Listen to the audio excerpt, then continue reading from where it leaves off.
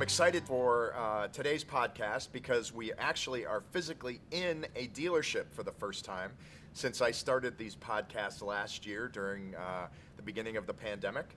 And so I think you might hear some noise of activity going around because we're actually in the store. But today I want to welcome Gary Wexler. Welcome to the podcast. Thanks, Randy. It's great to be here, and thank you for driving all the way down from the suburbs right to the heart of the Gold Coast. And we're here at downtown Honda, Chicago. I'm the general manager here and operating partner, and we are only a few feet away from the shop door. So if you hear a hammer drop or a tire bouncing, I want to apologize in advance. It's the sound of commerce. It's great to hear. It is. You know, I think one of the things that we like to do just to kind of level set here is talk a little bit about the store where you work. Sure. So tell me a little bit about the store here. So our store is downtown Honda, Chicago. It's right in the heart of the Gold Coast. Just to give you an idea, we are in a tower. We have no vehicles on site because we need all the room for our service vehicles. We service anywhere between both franchises, somewhere between 100 and 160 cars a day. They've all got to come in the building in the morning and out by the evening. So that requires a lot of movement, a lot of time. It's just kind of a skilled process. We're literally 3 blocks away from beautiful Lakeshore Drive. Mm-hmm. So you can imagine there's skyscrapers all around us, very, very densely populated. And it's a whole different environment. It's literally vertical selling. Yep, yeah. And about how many used cars do you sell in a month on average? So between both franchises, we'll sell anywhere from 120 to 200 cars a month. Okay, that's great. So downtown location, like you said, vertical selling, and a couple hundred used cars in a month. That's great. Right. Perfect. So, you know, you've been a vAuto customer for quite a while, about 8.5 years, something like that. Yeah. And you've had great success with vAuto, is that right? I have. I was real fortunate. I came into, I can tell you the day, it was December 3rd of 2012. I walked into a store that was selling 45 cars a month, new and used. It was a complete wreck. The one thing they had, though, they had just signed up with this new process, new tool called vAuto. And I said, okay, and they had a thing called a performance manager, and I was real fortunate. My first performance manager was a previous dealer. Okay. And she was really good, Terry Gonzalez. Uh-huh. I think she's still with the company, she actually. Is, yeah. And she really taught me the process. Mm-hmm. So it's like going to kindergarten, right? And in kindergarten, you have a really good kindergarten teacher, and they teach you how to read and tie your shoes and all the basics, right? Right. And then as time goes on, they take you through the grade levels, and you become better and better and better. So I did really well with the tool, kept us clean, kept us out of trouble. I always remember fighting her on transactional discount, and certainly that won't work. And it did. It worked perfectly.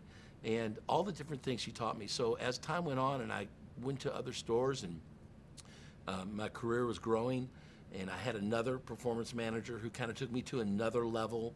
And then I came to Chicago, and yet another performance manager, and who really had taken us to a whole new level, really introduced us to iRecon, profit time, UAs, just new level stuff. The guy's extremely intelligent, but he's able to really engage with the dealers that want to engage with him. Mm-hmm. So I couldn't do without the tool. If they took iRecon, or if they took Profit Time or Provision or vAuto away from me tomorrow, I'd go do something else. It's just that powerful of a tool. It takes, if you really understand the process, it compresses your workday, okay? It makes things very easy.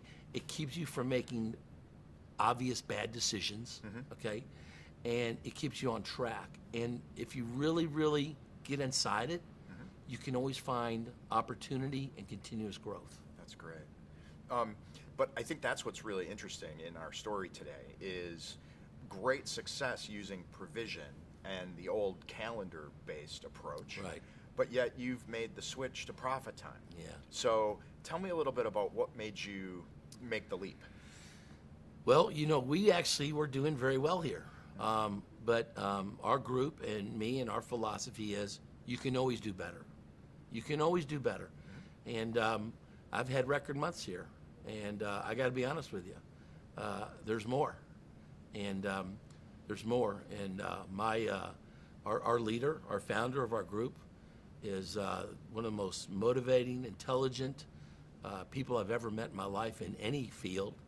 And he's the one that really challenges me to do better every single day. And I felt like with vAuto, I really felt like, I don't want this to sound arrogant, but I think I maybe have been one of the best people in the nation on vAuto. I actually asked my performance manager, hey, am I in that top 2%? I just wanted to hear him say yes, And it meant a lot to me.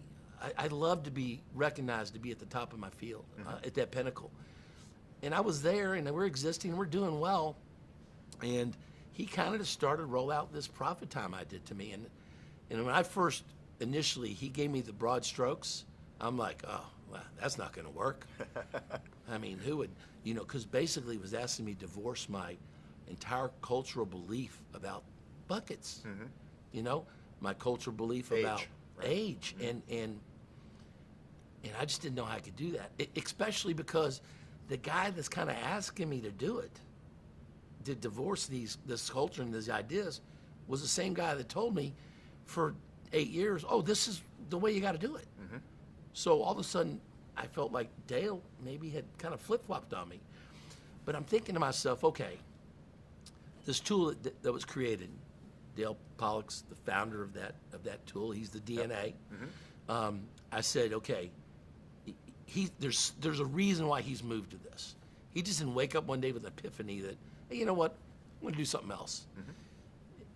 He had some logic behind it, so I tried to get inside his head, which precipitated us to a conference call. Okay. And during this conference call, I'm listening, and it's all starting to make sense to me.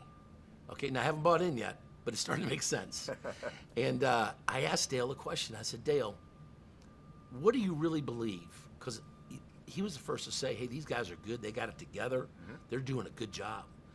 And I said, what is your belief that you can actually make me better? I was looking for Gary, if you do everything right, maybe you'll get 20% better. Maybe there's a 20% shot you'll have some kind of increase. And literally in 2 seconds, he said, oh, Gary, 100%. I said, okay, well, he didn't think about that answer. Let me ask it in a different way. I said, okay, Dale, really, I understand what you said 100%, but what do you honestly think my chances are of improving, really sticking to profit time? He goes, 100%. I said, okay, this guy's a lot smarter than me. I love the tool that he gave me. I'm doing great with it. Now not that he wants me to, he's opened an opportunity for me to completely shift my paradigm and my cultural experience of the way I was operating to a new way. I said, okay, I'm going to do this. And I told my performance manager, Alex, I said, Alex, I'm going to do this, and I'm going to hold your hand. So when I go down, you're going down with me. Okay? You're my wingman. I'm taking you down first.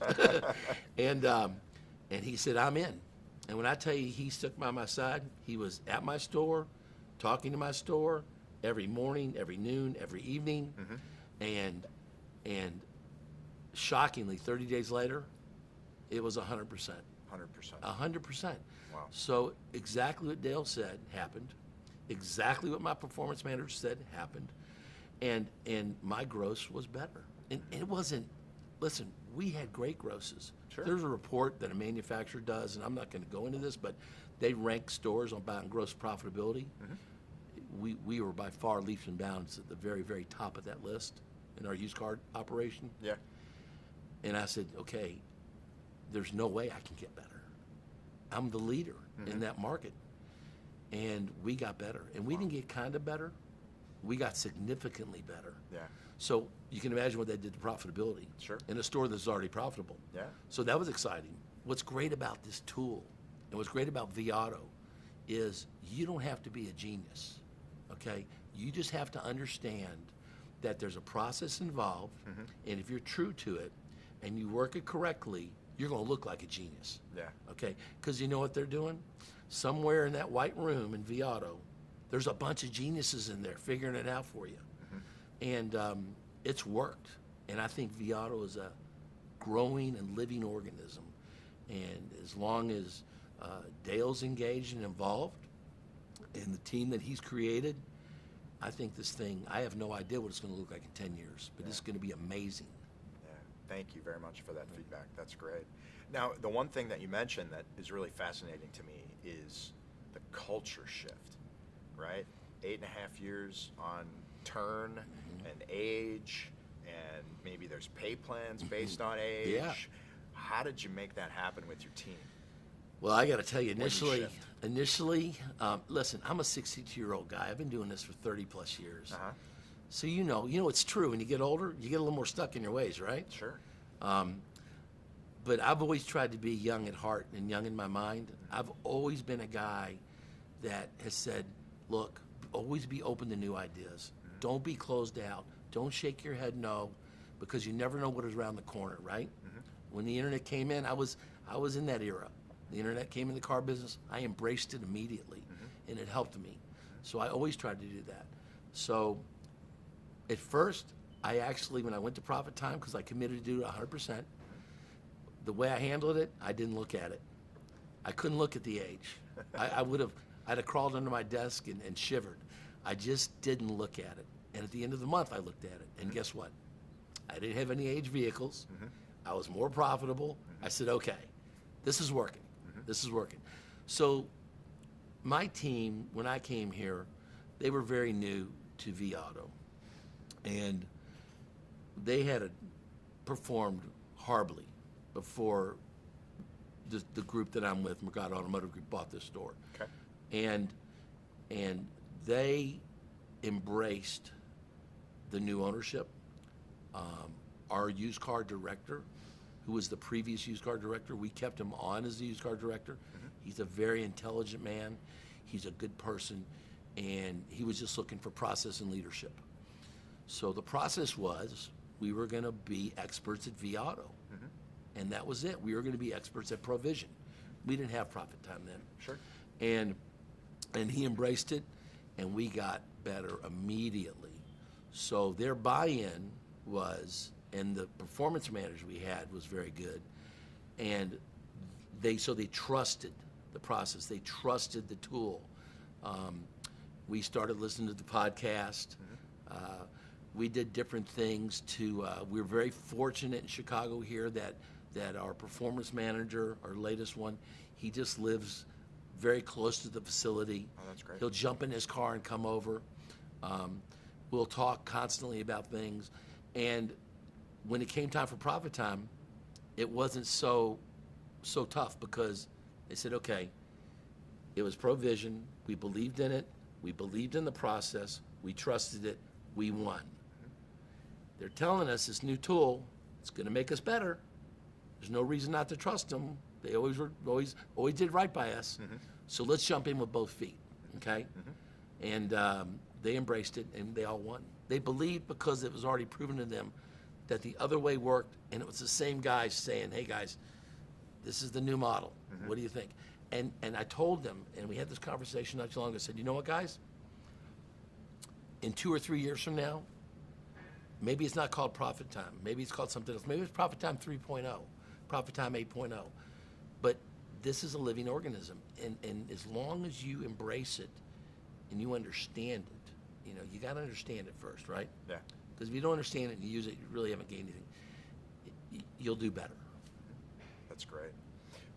One of the things Dale says is you make money on the car when you buy it, right? So tell me a little bit about your appraisal process. And you mentioned some phenomenal numbers. Sure. So I want to get rid of this wedge between the client and the salesperson, and it always happens at the trade. There's always the guy behind the glass or at the tower, and they're talking, and then he comes back with this number, and it doesn't matter what number it is. Sir, your 2002 Honda Civic is worth $1 million. Oh, that's ridiculous. It's like, right. That's way too low. So they're programmed like that, the customer. So you got to get them out of that that mode of thinking. You got to get them a little bit out of where they have to think. And we always go after the trade first. What I mean is, Third-party pricing, you remember that, right? Greatest thing ever, greatest intro ever. Takes all the heat off the numbers. And then we go ask about the trade. Well, yeah, I do have a trade. Well, that's great, Mr. Jones. You'll be happy to know here at Downtown Honda of Chicago, we actually have on site a Kelly Blue Book representative that will be appraising your car for you. The great news is he's going to give you a great figure for your car. In the event that you trade with us, he'll allow us to take that car and trade. And also, you'd receive the tax credit for that. In the event you don't trade with us, he'll still write you a check for your car. You just take the curse off it right there. And you won't believe how that works. So every car goes through that same process. So on one hand, we got the customers coming through the door, appointments or walk-ins or whatever, and they're given a figure by this third party. So guess who they're not mad at? The dealer. Right. Yeah. I'm not the guy. Yeah. You know? And sometimes they'll have a little mishap with the third-party pricing, the Kelly Blue Book figure or the Auto Trader ICO figure. But that representative is skilled enough, who we have here, that he can talk them through that. And they're not talking about the price of my car. They're not talking about anything other than their car that they're representing to somebody other than the dealership, and they eventually come to what? An agreement. That number's done. We're not talking about that number again. Now all we got to do is show them a car they came in to look at, that they've probably done 15 to 20 hours worth of research online. Sure. That between all the cars they saw, they decided that was their first or second choice. It had the lowest miles and the best condition and the right color, and they're here and they already know the price. So there we have the third-party pricing. So price has now been taken away. It's their car that they've agreed with Kelly. Yeah, my car's worth 10 grand. It's our car that they've always come in, right, but already for, because it's the car they want. They've done the research, and that car is already priced in their wheelhouse. That's why they're here. Sure. All you got to do is be able to add and subtract. It's a beautiful thing. Yeah. And so when you think about those opportunities to acquire cars from the consumer, then your cost to market is significantly better. Oh, it's incredible. The cost to market's incredible. And like Dale said, you make your money when you buy the car. That's right. So when you're buying cars we've bought cars at 50% cost to market. We bought cars at 60%, 65%. We normally buy cars in the low 70s to 75%. And you just don't have a choice but to make money at those numbers. The consumer is happy that they're getting a decent offer on their trade-in. They're excited. And let me tell you, it does two things. It creates there's not that traditional us against you. He's got a number from a third party he believes in, because Kelly's done such a great job branding what they do. They believe it. It's kind of like Carfax. Yeah. You know, the Carfax is clean. The car's got to be perfect. We both know that Carfax makes mistakes. Some things don't get caught. But between that and something else it does that was kind of unexpected, it compresses the sales process. Because normally you have a lot of go back and forth for certain different areas of the sale, whether it be the trade objection. When you get all that stuff out of the way and it's done, you've kind of compressed the time. It allows you more time to gain rapport, and become a friend. And I think that's the key to selling a car. You've got to have that rapport, that connectivity. Sure. And once you get that, it becomes very easy to sell a vehicle. Yeah. The other key to the appraisal process that we see is really understanding at the time of appraisal what it's going to take to get that car frontline ready. So how do you think about that, reconditioning costs and expense associated with that? So I think there's two theories there. One theory, I've worked in both. I happen to like the way we do it here more. One theory is everybody just kind of says, look, we're going to go ahead and hire a company to do all our recon work, and we're going to put $1,000 on every car, and that's it. Maybe it needs $300 worth of work. Maybe it needs $1,500 of work. But because you put $1,000 on every car, I think that's to the vendor's advantage. I want to keep every nickel and dime I can keep right in-house, okay? So I know that every car is going to need X, Y, and Z. So those fixed costs I've got into my appraisal screen, right, in vAuto. It's in there. That's a fixed cost. And then our acquisition team is very good about taking pictures. And they're kind of almost a little too critical. we know in our selection in vAuto you have the different bars you can select.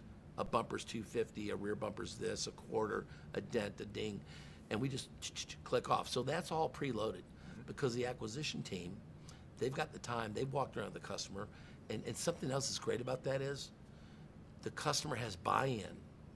Hey, Mr. Customer, it looks here in your mirror like oh yeah, I was coming out of the garage the other day and I hit the concrete pole and made the turn too tight. It's no problem. Happens all the time. We're in a big city. It's probably only $150 to fix that. Oh, I didn't know it'd be that cheap.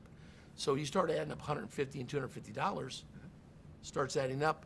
The customer in his own mind, he's devaluing his own trade, right? And we get the work done in a timely manner. We do a lot of body work. It's a big city. A 2-year-old car, 3-year-old car in Chicago, I don't care who's driving it, you're going to have to paint the bumpers. You're going to. Yep. Okay? At least in Chicago, the bumpers are still in the car. In New York, the bumpers are in the back seat. So that's the difference. But yeah, we do a good job with that. And you mentioned you're using iRecon. Has that helped in this process? Night and day. The worst part of my day, and I think it's our founder that told me this, or I've heard it before, but he's kind of like, hey, Gary, do the hardest thing, do the worst thing, the thing you hate the most, do it first. Get out of the way. Boy, there's so much truth to that, too, because your day only gets better, right? Yep. If you wait to the end of the day to do the thing you hate the most, you end on a very negative note. Yep. So what I try to do, and that thing for me was always recon. Because we're in a big building. The cars could be either in the building, maybe on 4, maybe on 5. Maybe the car's 1.5 miles down the road at Millennium Park. You just don't know. We even tried to utilize tracking devices. They don't work underground. We've been unsuccessful there. So I used to hate that because I'd normally find I have 1 or 2 cars that got lost in the system. There's the process. We meant to detail that one, but the guys at service took it first. Now it's 4 days, 5 days later. It drives me crazy. And when you're turning inventory, if you look at our vAuto, we're turning our inventory anywhere from a low of 16 to a high of 26 times a year. That's a lot of hunting and pecking, right? It is. So when we got down to iRecon, and again, my performance manager introduced me to this, Alex, he said, look, this tool, once you master it, your life's going to be a lot easier. So the first 2 months with that tool, all it did was make me madder because before the department heads would point fingers. Why did this happen? Well, it's Bob's fault. Well, why is it Bob's fault? Because Bob had the car. Well, Bob, what'd you do with it? Well, I gave it to so-and-so. And you couldn't figure out who was to blame. Right. You just knew it was broken. Well, iRecon, they pointed the finger. And I saw that bottleneck in inspection. I knew to go talk to my fixed ops director and said, hey, buddy, you got 13 cars in inspection. One has been in there for 3 days on task time. Majority have been in there for a day and a half. What's going on? And guess what happens? They get out of inspection. Yep. Then they go to work in process. So, number one, you got to have your tasks set up correctly. And when you do, it makes life very easy. Sure. And then everybody is held accountable, and they hold themselves accountable. And now it's become a game, a sporting event. Who can get their cars at the lowest task time? And it's kind of funny. They created their own thing, and they brag about it. They'll send me I'll get a text on WhatsApp at 7 in the morning. Hey, average task time, 20 minutes in my responsibility area. Where's the rest of your guys? That's great. It makes it fun, and it's a great tool. But the best thing about the tool is it's the only recon tool you can get in the world that integrates perfectly with vAuto and Profit Time. And even if you don't want to look at it, every time you look at Profit Time, it's right in your face. It is, yeah. And you can't avoid it. That's great. That's great.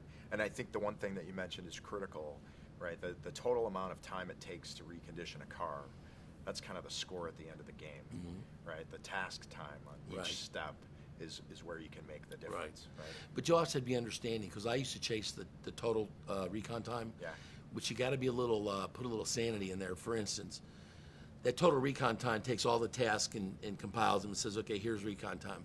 if I've got a body shop task, I know that's not going to happen in an hour or a day. Yep. It could, but normally, I'm doing a fender and a hood. I might be 5 or 6 days. I might be waiting on parts. Parts is another one. Unavailable parts. Yep. Recall is another one. So I try not to get over crazy about that and realize, okay, my overall recon time is 5 days. It really isn't. If I pulled out body shop task time and pulled out recall task time and pulled out waiting on parts task time, I might be down to a day and a half, which is good. I look at the individual task times per category, and what it tells me is that department head managing that task. And if he is, we're all good and everything works out. Yep. Yeah, either internal department or if you're using an external vendor, you can understand how well they're getting the work done. Exactly. And the hardest thing was to get the external. I do sub out my detail. Okay. It's a crazy process, but getting the third party on the task, where he's kind of now become a team member. Yeah. And that was quite a fight at first. But I just had to make him understand that this is the process. If you're unable to follow it, let me know, because I got to find a guy that can. And they get on board. That's great. So Gary, one of the things we hear a lot in the market today is the lack of availability of new car inventory. So help me understand what's going on today here in your store and how that's kind of changed the way you're managing the store. Sure. So we've always managed our inventories. Nobody saw this coming. I certainly didn't. And it's really affected us. I mean, we have hit all-time lows on new car inventory. We've gotten down as far as 12 cars in stock. Wow. I call the trucking company every day. I know everybody there by their first name, just seeing if I got anything in the yard. He was talking to me. He goes, Gary, we usually have 4,000 cars in the yard. He goes, we have 800 cars. So just think of the percentage, how much that evaporated. Thank goodness that through the use of vAuto and provision and profit time, as time has gone on, we've really gotten really good at used cars. And now we have to be absolute superstars, experts, because without that revenue stream and without that profitability, I hate to think what was going to happen. Absolutely. You know, one of the things that was amazing to hear is how much you are focused on always trying to improve and get better, right? So one of the things that we love to hear is what's next for you? How do you want to take the business going forward? You know, it's funny. I work for a guy that I literally I never had a brother, but if I had one that could pick it, it'd be him. And he constantly challenges me to go to the next level. There's no finish line. There is no finish line. I love being recognized. I love the recognition of being a leader in my career field. Profitability's great, but you know what? There's no feeling like going home at night and having a winning day. A winning day. And then you enjoy that for a few hours and then realize that tomorrow you got to beat it. Game on. You got to beat it. I was a military guy for a long time, and I loved that. I serving my country was very honorable. It's funny how at this age it means more to me now than it did then. I don't know, maybe my mindset's different. But the one thing I was taught in the military was you don't always have the luxury of having everything you need to complete a mission, but their missions are a matter of life and death. Yeah. And so there's no options, right? So kind of the car business, my attitude has been the car business is there's some things that are a matter of life and death, and then some things are more important. And for me, this career, this industry, which I love, it's the most important thing I do every day. And I have a responsibility to make sure that the men and women that I'm raising beneath me, bringing them up to the new levels, that they have every bit of knowledge and anything I can pass to them to make them better every day.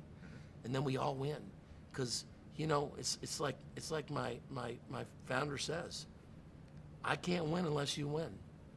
I can't do it. It's impossible. You have to win. And I want you to win, you know? And I think we're both guilty of that, is sometimes I want things for people more than they want them for themselves. And that's a tough thing to do. Sure.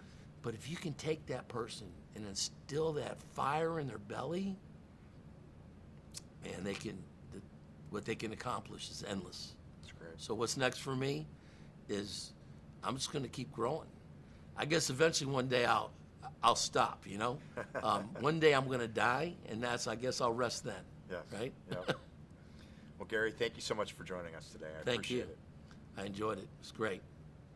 And thanks for the products, and keep developing them. Keep growing. We will. We'll be right there. Thank you. Thanks Randy. Gary. Yep.